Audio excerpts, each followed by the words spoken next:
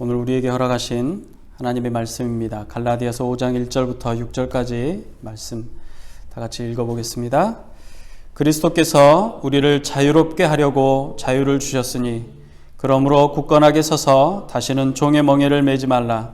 보라, 나 바울은 너희에게 말하노니 너희가 만일 할례를 받으면 그리스도께서 너희에게 아무 유익이 없으리라. 내가 할례를 받는 각 사람에게 다시 증언하노니 그는 율법 전체를 행할 의무를 가진 자라. 율법 안에서 의롭다함을 얻으려 하는 너희는 그리스도에게서 끊어지고 은혜에서 떨어진 자로다.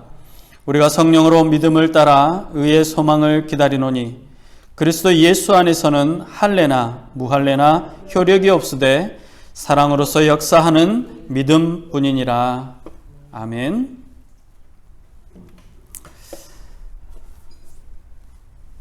오늘 10월 25일은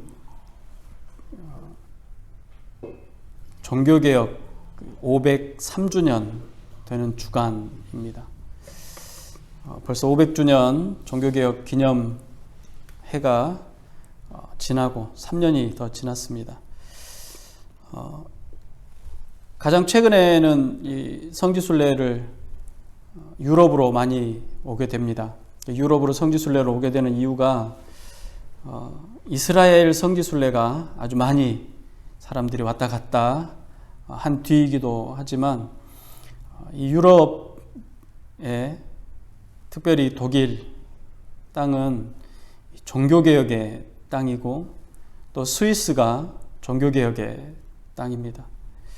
뿐만 아니라 유럽의 각 국가들이 종교개혁의 기치를 들고 개혁했던 그런 귀중한 땅이기 때문에 성지순례들을 한국에서도 많이 옵니다. 루터와 칼빈들의 이 유적지, 또 찌빙길리나 또 여러 종교 개혁자들의 발자취를 따라가 보는 것은 참으로 중요합니다. 1517년 10월 31일 루터가 비텐베르크 성교회에 95개조 논조를 붙이면서 로마 가톨릭의 부정과 불의에 맞섰던 것이 종교개혁의 시작이라고 이야기합니다. 이후에 10월 31일을 종교개혁 기념일로 개혁교회들, 복음주의 교회들은 기억하고 있습니다. 얼마 전에 이 로마의 교황청에서 영화를 한 편 상영을 했는데 현 교황의 영화입니다. 이 교황이 그런 이야기를 하죠.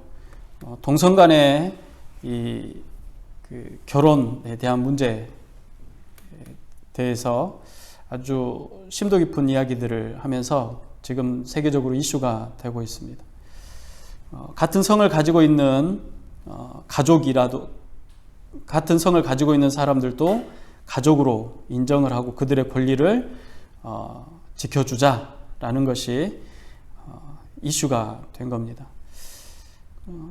가톨릭은 세계의 변화에 굉장히 민감하게 반응을 합니다. 500년 전의 가톨릭은 세계의 변화에 또는 문화나 또는 이 어떤 흐름에 변화하지 않으려고 몸부림을 쳤습니다. 그러나 지금은 더 빨리 변화하고 가능한 한 더 많은 사람들에게 그들을 드러내려고 합니다.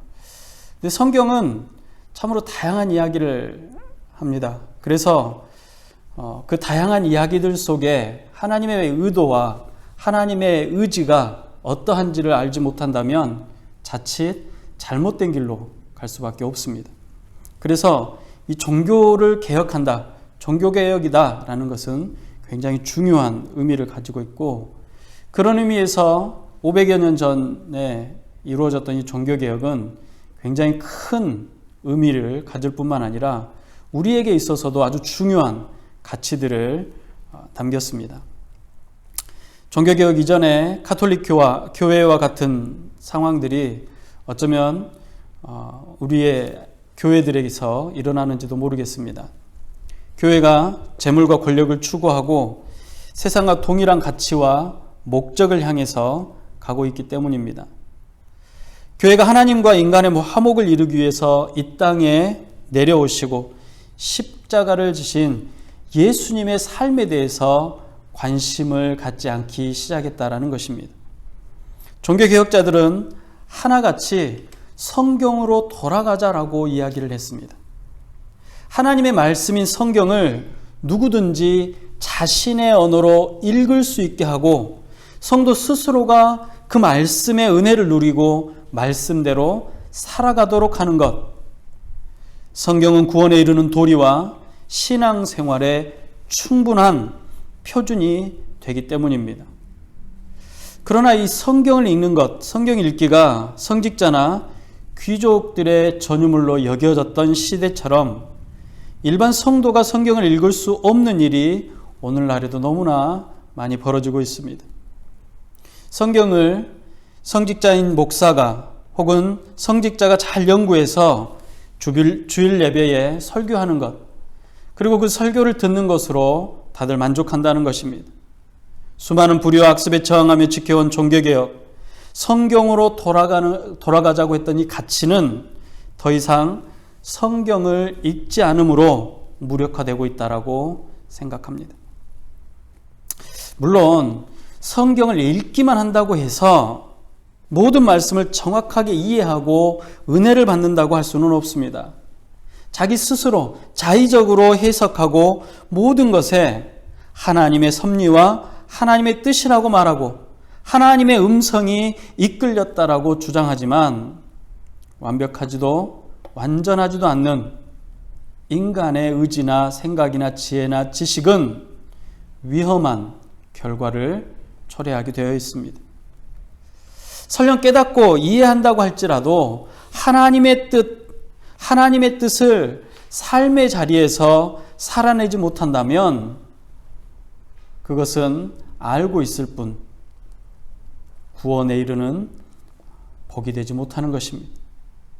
하나님의 말씀을 올바로 이해하고 말씀에 의지해서 살아가려고 발버둥 치는 것이 바로 종교개혁이 그리스도인 예수 그리스도 안에 있는 사람들을 처음 그리스도인이다 라고 칭하고 불렀던 초대교회처럼 종교개혁 시대에 성경으로 돌아가자고 외쳤던 사람들을 프로테스탄트라고 불렀습니다. 초대교회 시대에 구원받았다는 확신이 없는 교회들을 드나들다가 다른 종교로 개종하거나 이단들의 유혹에 말려드는 사람들이 초대교회뿐만 아니라 지금 이 시대에도 너무나도 많습니다. 또 구원받았다고 확신하면서도 세상의 가치에 마음이 흔들려서 마귀의 유혹에 쉽게 무너지는 사람들도 있습니다. 구원받았다는 확신이 없이 이단 사설에 미혹을 당하는 일은 오늘날에만 있었던 일이 아닙니다. 오늘 본문의 갈라디아 교회에서도 있었습니다. 거짓 교사들은 오직 주님만 믿음으로 구원을 받는 것이 아니라 율법도 준수해야 된다라고 가르쳤습니다. 그리고 필수적인 것이 뭐냐? 할례를 받아야 한다. 할례를 내세웠던 것입니다. 그래서 교인들 사이에서 할례를 받으려는 움직임이 강하게 일어났습니다. 잘못된 교리는 예수 그리스도께서 이 세상에 오시기 전에는 유대인들이 율법의 행위로, 이방인들은 양심의 행위로 구원받았다라고 말했습니다. 현재 예수 그리스도가 전파되지 않는 지역의 사람들이 양심의 행위에 의해서 구원을 받는 것처럼 가르치고 있다는 것입니다. 바울 사도는 만약 너희가 구원의 조건으로 할례를 받는다면 그리스도께서 너희에게 아무런 유익이 없으리라. 할례로 구원을 받는 것이라면 예수 그리스도는 의미 없는 존재이고 예수 그리스도가 이 땅에 오신 것은 아무런 의미가 없는 일이라는 겁니다. 할례로 구원을 받는 것, 하나님의 구원의 약속을 따라 예수님께서 오신 것도 그의 대속도 헛것이 되어버리는 것입니다. 율법을 지키는 것에 대해서 단 한 계명이라도 어겼다라고 하면 그것은 율법을 어긴 사람입니다. 죄인이라는 것입니다. 할례를 받는 사람은 율법 전체의 의무를 전체 율법의 내용들을 하나도 빠짐없이 지켜야 할 의무가 있습니다. 하지만 전능하신 하나님의 뜻에 담긴 이 율법, 완전하고 거룩하신 하나님의 율법을 온전하게 올바르게 지킬 수 있는 존재는 세상에 단 한 명도 존재하지 않습니다. 오히려 율법의 진정한 의미를 이해하고 깨달을 수조차 없습니다. 그렇기 때문에 율법을 지킴으로 의를 드러내고자 얻고자 하는 사람들은 다 그리스도에게서 끊어지고 구원의 은혜에서 떨어진 자가 되고 마는 것입니다. 사도 바울은 오늘 그 얘기를 하고 있는 겁니다. 예수님께서 성육신하지 않으셨던 구약 성경 시대에도 성부 하나님께서는 성자 하나님이신 그리스도 안에서 구원의 역사를 이루고 계셨습니다. 성령 하나님의 역사하심이 각 사람을 부르셨고 그들 안에 성부 하나님의 은혜를 허락하셨고 성자 하나님의 구원을 허락하셨다라는 것입니다. 하나님께서는 아브라함의 자손인 유대인이 아닐지라도 우상 숭배하는 삶에서 돌이켜서 하나님을 믿는 이방인들은 구원해 주셨습니다. 성경의 내용들은 사실 유대인에 대한 내용이 아닙니다. 하나님의 백성에 대한 내용입니다. 그래서 유대인들의 이야기가 나오는 것 같지만 유대인뿐만 아니라 하나님께 돌아오는 사람들을 하나님께서는 자녀 삼아 주셨다라는 것을 곳곳에서 보여주셨습니다. 그 대표적인 예가 기생 라합입니다. 기생 라합과 그의 가족들을 생각해 보십시오. 또 나오미를 따라 하나님을 섬기기로 작정했던 롯을 생각해 보십시오. 개인의 구원뿐만 아니라 이방 도시 전체가 구원받았던 역사가 있습니다. 니느웨가 바로 그러했습니다. 여리고 성의 여관 주인인 기생 라합, 정탐꾼들을 숨겨주고 구원을 얻게 되었습니다. 자신은 물론이고 사랑하는 가족, 친척들, 자신의 집으로 피신한 이들은 모두 구원받았습니다. 지금껏 자신이 믿어왔던 거짓 신이 아니라 전능하신 하나님을 믿는 믿음으로 시작되어진 것입니다. 그래서 라합은 여호수아 2장 11절에서 이렇게 이야기합니다. 우리가 듣자 곧 마음이 녹았고 너희로 말미암아 사람이 정신을 잃었나니 너희 하나님 여호와는 위로는 하늘에서도 아래로는 땅에서도 하나님이시니라. 그리고 이어서 뭐라고 합니까? 그러므로 이제 청하노니 내가 너희를 선다하였은즉 너희도 내 아버지의 집을 선대하도록 여호와로 내게 맹세하고 내게 증표를 내라 라고 간청합니다. 젊은 날 남편을 잃고 고향으로 갈 수 있도록 배려를 받았지만 시어머니를 따라 유다로 내려온 룻, 그의 어머니에게 이렇게 고백합니다. 내게 어머니를 떠나며 어머니를 따르지 말고 돌아가라 강권하지 마옵소서. 어머니께서는 가시는 곳에 나도 가고 어머니께서 머무시는 곳에 나도 머물겠나이다. 어머니의 백성이 나의 백성이 되고 어머니의 하나님이 나의 하나님이 되시리니 라고 말합니다. 또 니느웨 사람들이 우상 숭배에서 돌이켜서 하나님을 믿었다는 말씀이 요나서에 나옵니다. 니느웨 사람들이 하나님을 믿고 금식을 선포하고 높고 낮은 자를 막론하고 굵은 베옷을 입은지라. 이사야 선지자도 또 말합니다. 여호와께서 말씀하시되 오라 우리가 서로 변론하자. 너희의 죄가 주홍 같을지라도 눈과 같이 희어질 것이요 진홍같이 붉을지라도 양털같이 희게 되리라 라고 선포합니다. 죄사함이 인간에 의해서가 아니라 오직 하나님에 의해서 하나님으로부터 온 것을 말하는 것입니다. 베드로전서 1장 10절부터 11절에는 그리스도께서 이 땅에 오시기 이전에도 예언자들 속에 영으로 내주하여 장차 세상에 와서 대속의 고난과 부활 승천의 영광을 누릴 것을 미리 증거하게 하셨다라는 놀라운 말씀이 있습니다. 이 말씀은 그냥 구약의 어떤 역사에, 구약의 어떤 사람들의 이야기 속에 담겨진 것이 아니라 하나님의 놀라운 은혜의 계획 안에 이러한 내용들이 하나하나 담겨져 있다는 것입니다. 그러므로 그리스도께서 이 땅에 오시기 이전의 사람들은 그리스도 안에서 인간을 구원하시겠다고 약속하신 하나님을 믿는 믿음으로 구원을 받은 것임을 믿으시기 바랍니다. 메시아를 통해 구원하시는 절대자이시고 창조자이신 하나님을 믿는 믿음으로만 우리는 구원을 받을 수 있습니다. 피조물인 인간은 결단코 자기 스스로 구원을 받을 수가 없습니다. 그래서 하나님께서 인간들로 확실히 알고 믿어 구원받도록 그리스도를 이 땅에 보내신 것입니다. 이제 그리스도를 믿는 믿음 외에 다른 구원의 방도를 쫓는 모든 사람들은 그리스도에게서 끊어지고 은혜와 구원으로부터 떨어져 나갔다라고 사도 바울은 엄중하게 선포하는 것입니다. 사도행전 4장에 보면 이렇습니다. 다른 이로서는 구원을 받을 수 없나니 천하 사람 중에 구원을 받을 만한 다른 이름을 우리에게 주신 일이 없음이다 하였다라 그랬습니다. 오직 약속의 자녀가 되는 예수 그리스도를 믿는 믿음으로 구원받은 자들에게는 몇 가지 특징이 나타납니다. 먼저 이들에게는 성령의 인도하심으로 구원의 소망인 종말의 신앙을 소유하고 있습니다. 오늘 본문 5절에 보면 이렇습니다. 우리가 성령으로 믿음을 따라 의의 소망을 기다리노니. 이미 그리스도를 믿어 의롭다 하심을 얻은 이들은 장차 맞이하게 될 완전한 하나님의 나라를 소망하고 기다리는 것입니다. 그 기다림은 이미 이 땅에 하나님의 나라가 이루어졌다라고 하시는 예수 그리스도의 선포 말씀을 믿고 순종하며 의지하는 자들이 장차 오게 될 완전한 하나님의 나라를 소망하는 것입니다.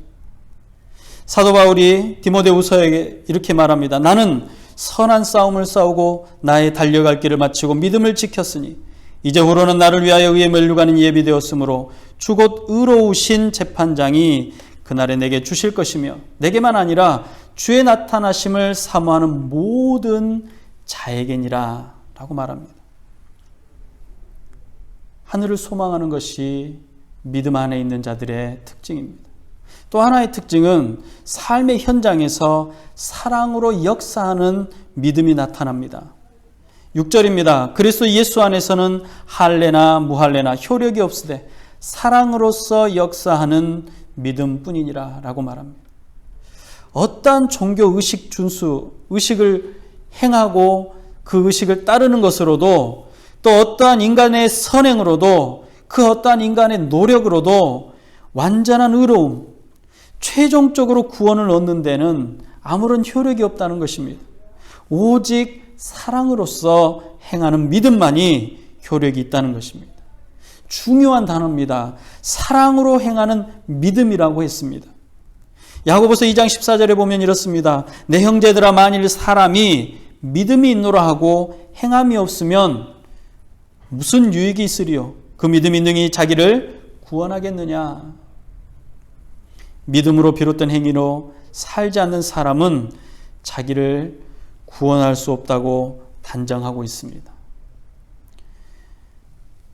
물론 사랑이 하나님을 믿는 믿음으로 나오는 행위라는 것은 그 하나님의 사랑이 동기가 되고 목적이 되는 것입니다.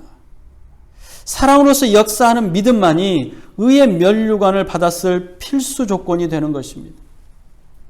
우리의 믿음이 기초가 되어 세상에 드러나는 사랑의 역사는 만나는 모든 사람들에게 예수 그리스도를 보여주게 될 것입니다. 종교개혁의 의미는 잘못된 관행이나 관습과 불의에 대한 저항이었습니다. 저항하라는 자라, 저항한다라는 뜻이 바로 프로테스탄트입니다. 바로 그리스도인의 또 다른 이름이 프로테스탄트입니다. 우리 모두는 하나님의 말씀인 성경이 기준이 되어야 합니다.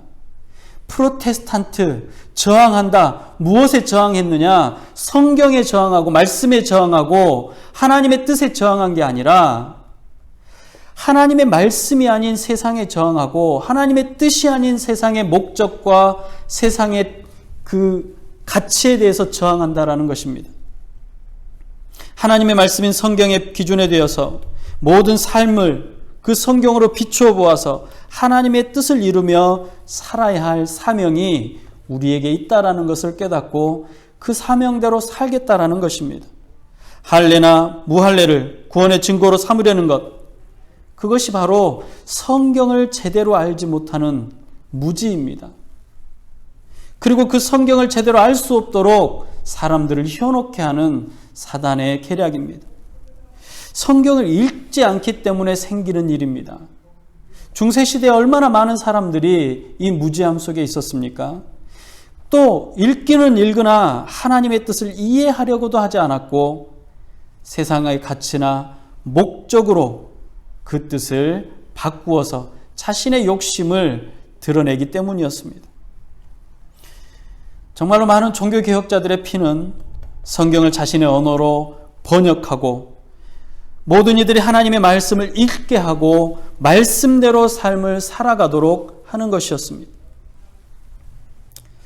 루터가 살아가던 당시에 500년 전에 성경 한 권을 사려면 약 500굴덴이라는 돈이 있어야 했다고 합니다.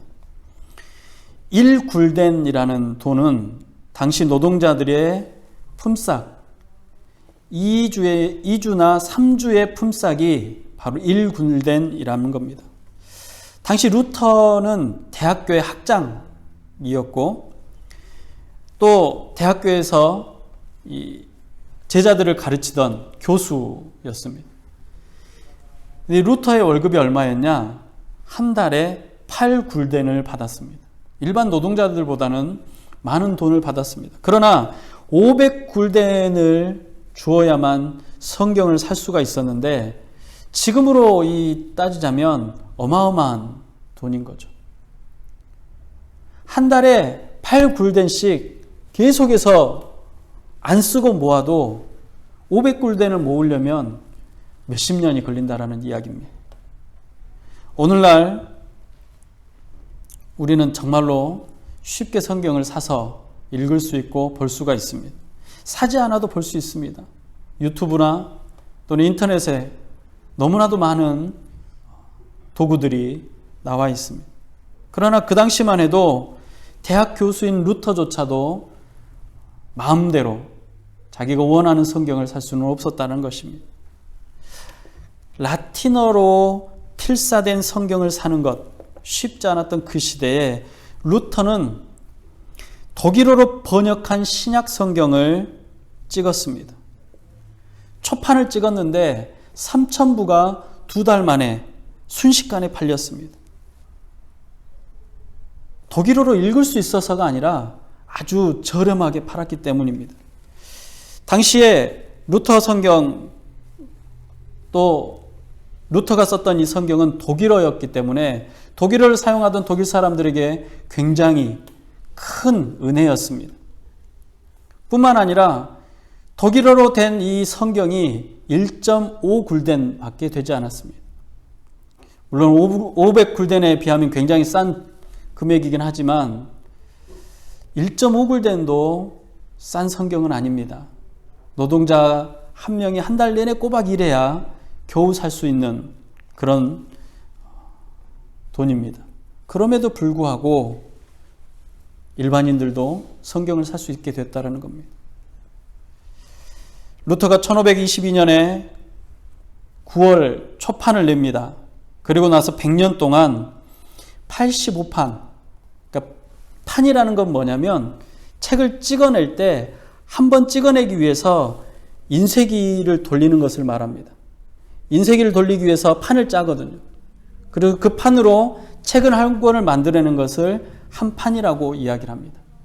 그러면 85번의 초판이 나온다라고 보면 됩니다. 그동안 새로운 책을 인쇄할 때마다 끊임없이 다시 수정하는 작업들을 100여 년 동안 진행해왔다라고 말합니다. 루터의 종교개혁은 당시 살아가던 사람의 삶을 전면적으로 변화시켰습니다. 종교개혁은 사상이나 철학이 아닙니다. 단지 비싼 성경을 싸게 팔았다는 것이 종교개혁이 아닙니다. 종교개혁은 성경으로 돌아가자. 하나님의 말씀을 읽고 그 말씀이 우리에게 무엇을 의미하는지, 우리에게 무엇을 말하는지를 이해하고 그 말씀에 비추어 세상을 살아가자라는 운동입니다. 그리고 결단입니다.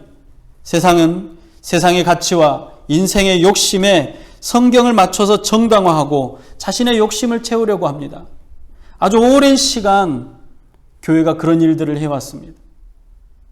그때에 종교개혁이 일어나 하나님의 말씀으로 돌아가자는 운동이 일어났고 전 세계에 복음이 증거되어지는 놀라운 은혜가 이 땅에 임한 것입니다. 그래서 지금 우리가 사는 시대를 은혜의 시대라고 말합니다. 구원의 소망을 갖고 믿음 안에서 사랑의 역사를 드러내는 것, 그리스도인의 삶입니다. 하나님의 말씀이 기준이 되고 그 말씀에 의지해서 살아가는 것, 말씀대로 살아가려고 발버둥치는 것, 그것이 바로 종교개혁의 진짜 의미입니다. 교회도 개혁이 되어야 합니다. 멈춰있고 고여있으면 썩습니다. 무엇으로 개혁이 되어야 하느냐? 하나님의 말씀으로 개혁이 되어야 합니다.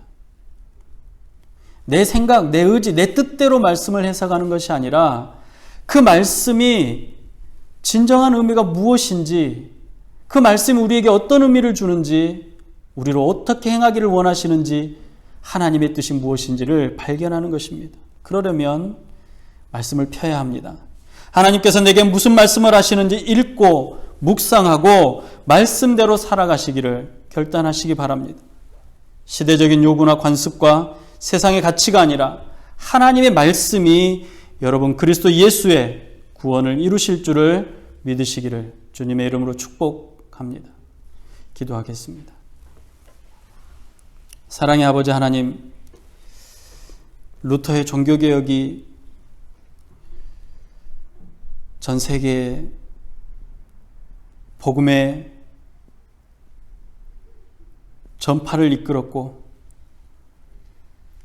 올바른 믿음이 무엇인지, 구원이 무엇인지, 복음이 무엇인지, 예수 그리스도의 구원이 무엇인지를 알게 했습니다.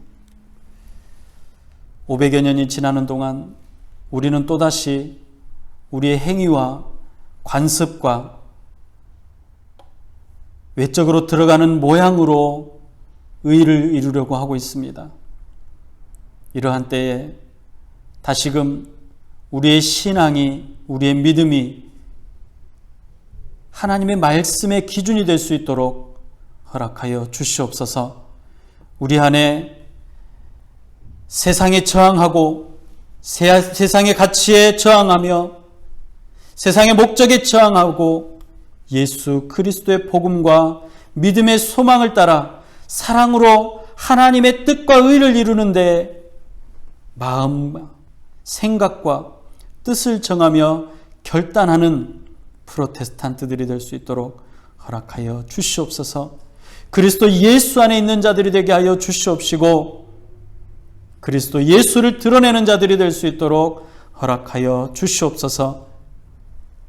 영원한 하늘의 소망을 담게 하시고 이 땅에 하나님의 나라가 임함을 선포하며